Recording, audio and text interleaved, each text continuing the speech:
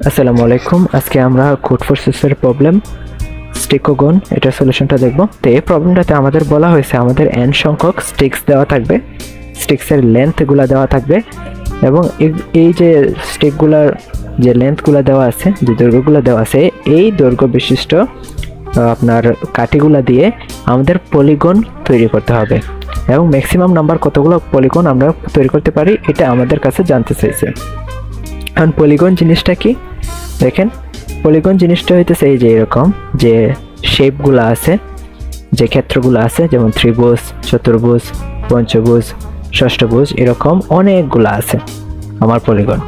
তো এই জিনিসগুলো আমাদের বানাইতে বলছে। এখন আমাদের কাছে এটা জানতে চাইছে এই ধরনের পলিগন আমরা ম্যাক্সিমাম কতটা বানাইতে পারি। তো এটার ক্ষেত্রে আপনার টেস্ট কেসগুলো দেখেন। প্রথম দুইটার ক্ষেত্রে দেখেন একটা প্রথমটাতে একটা স্টিক, দ্বিতীয়টাতে দুইটা স্টিক দেওয়া আছে। এখন আমার একটা পলিগন বানাইতে মিনিমাম 3টা স্টিক লাগে। কেন? কারণ এখানে দেখেন আপনার যে পলিগনগুলো দেওয়া আছে এর মধ্যে সবচেয়ে ছোট যেটা আছে এটা হইতেছে মানে কম বাহু বিশিষ্ট হইতেছে আমার ত্রিভুজ। অর্থাৎ আমার যদি একটা পলিগন আঁকতে হয় মিনিমাম 3টা বাহু লাগতেছেই, ঠিক আছে? অর্থাৎ 3টা কাঠি আমার লাগতেছেই। এখন আপনার 3 নম্বর কেসে আসেন। 3 নম্বর কেসে আমার এখানে 3 দৈর্ঘ্য বিশিষ্ট 4টা স্টিক আছে আর 2 দৈর্ঘ্য বিশিষ্ট 2টা আছে। কারণ আমি এই যে 4টা 3 দৈর্ঘ্য বিশিষ্ট বাহু আছে এগুলা দিয়ে একটা চতুর্ভুজ আঁকতে পারি, ঠিক আছে? বর্গ আঁকতে পারি। আর এখানে তো 2টা আছে, এই 2টাই দিয়ে কোনো কিছু আঁকা যাইতেছে না। দেন এখানে আসেন, এখানে আমার 2 আছে, টোটাল 5টা। তো আমি একটা পঞ্চভুজ আঁকতে পারি। আর এই 4 আছে আমার এখানে 4টা, তো একটা চতুর্ভুজ, একটা আয়ত আমি বর্গ আমি আঁকতে পারি এই 4টা 4 দিয়ে। তো ইন টোটাল আমি 2টা পলিগন আঁকতে পারি, একটা হইতেছে পঞ্চভুজ আর আরেকটা হইতেছে আমার একটা বর্গ, ঠিক আছে? তো এখন আমাদের বলছে যে এই জিনিসটা আমরা সলভ কিভাবে করব।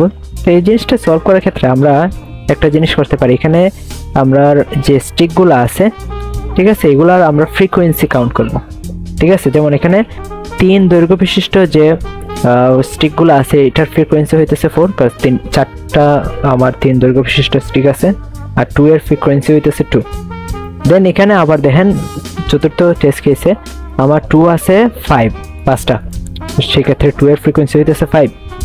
তো আমরা প্রথমে ফ্রিকোয়েন্সি কাউন্ট করব। ফ্রিকোয়েন্সি কাউন্ট করার পরে আমাদের যে আনসার মানটা আছে আমরা ম্যাপ দিয়ে এই প্রবলেমটা সলিউশন করতে পারি, ফ্রিকোয়েন্সি বাইর করতে পারি এবং ফ্রিকোয়েন্সি বাইর করার পরে আমাদের লুপ চালাইবো এবং চেক করব ওই ম্যাপের ভিতরে যে ফ্রিকোয়েন্সিগুলো আমার আছে এগুলো আমি 3 দ্বারা বিভাজ্য করে ওইটা আমাদের আনসার সাথে অ্যাড করব।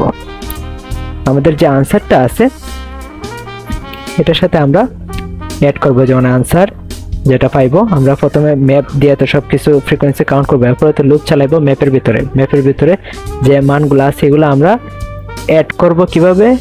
এই যে ম্যাপ যেটাই নেই, সাপোজ ধরে নিলাম আমি ম্যাপ নিলাম m, তো m ডট সেকেন্ড দ্বারা আমার বোঝায় যে আমার কতগুলো ফ্রিকোয়েন্সি আছে। এখন এই ফ্রিকোয়েন্সিটারে আমি 3 দ্বারা ভাগ করে তারপর আমার আনসারের সাথে অ্যাড করবো। এখন এই জিনিসটা কেন হইতেছি দেখেন, এই জিনিসটা এই কারণে করা হইতেছে, এখানে দেখেন আমার ম্যাক্সিমাম নাম্বার অফ বাইর করতে বলছে, পলিগন বাইর করতে বলছে। এখন আমি যদি এটারে সবচেয়ে ছোট সংখ্যক বাহুর দৈর্ঘ্য বিশিষ্ট যে পলিগনটা আছে এটা তারা ভাগ করি তাহলে তো আমার আনসারটা বাইরে যেতেছে না।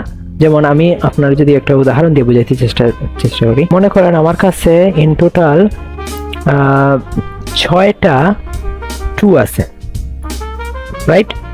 তো এই 6টা 2 দ্বারা আমি একটা ষড়ভুজ আঁকতে পারি, রাইট? তো ষড়ভুজ যদি আমি আঁকি, এখানে ষড়ভুজ এটা হয় নাই, এই যে 1টা 2টা 3টা 4টা 5টা 6টা এরকম, ঠিক আছে? 6টা বাহু বিশিষ্ট এখানে আমি একটা ষড়ভুজ আঁকলাম।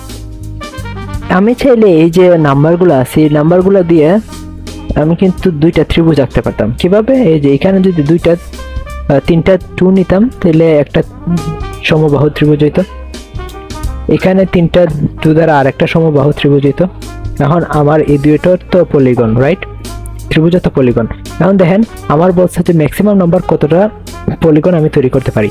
আমি যদি 6টা 2 দ্বারা একটা ষড়ভুজ আঁকি তাহলে এখানে একটা পলিগন আমার তৈরি হইতেছে, একটা পলিগন, রাইট? বাট আমি যদি 2টা ত্রিভুজ বানাই এখানে 6টা 2 দ্বারা, সেক্ষেত্রে আমার 2টা পলিগন বাড়িতেছে, রাইট?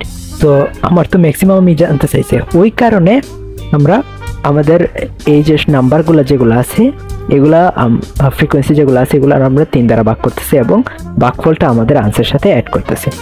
এখন আমরা যদি এই প্রবলেমটা সলিউশনটা আমি দেখাই, এই যে আমরা ম্যাপ নিছি, আনঅর্ডার্ড ম্যাপ, কেন অর্ডার্ড ম্যাপের দরকার নাই, আপনার টাইম কমপ্লেক্সিটি বাড়াই দিবে, যাই হোক।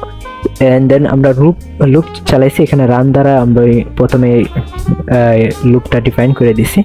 এন্ড দেন আমরা ম্যাপ চালাইছি, কাউন্ট করতেছি ফ্রিকোয়েন্সি এখানে। দেন আমরা লুপ চালাইছি ম্যাপের ভেতরে, এবং আমাদের ম্যাপের ভেতরে যে ফ্রিকোয়েন্সিগুলো আছে এই ফ্রিকোয়েন্সিগুলো যদি আমার 3-এর থেকে বড় হয়, ঠিক আছে, 1, 2 হইলে চলবে না, 3 বা 3-এর বড় যেগুলো আছে এগুলারে আমরা আনসারের সাথে সি হইতেছে আমার আনসারের সাথে আমরা অ্যাড করতেছি। কিভাবে অ্যাড করতেছি? আমরা 3 দ্বারা ভাগ করে আমাদের আনসারের সাথে এটা অ্যাড করতেছি এবং ফাইনালি আনসারটা প্রিন্ট করে দিতেছে। তাহলে এইভাবে করলে আপনার প্রবলেমটা সলভ হয়ে যেতেছে। Thank you for watching.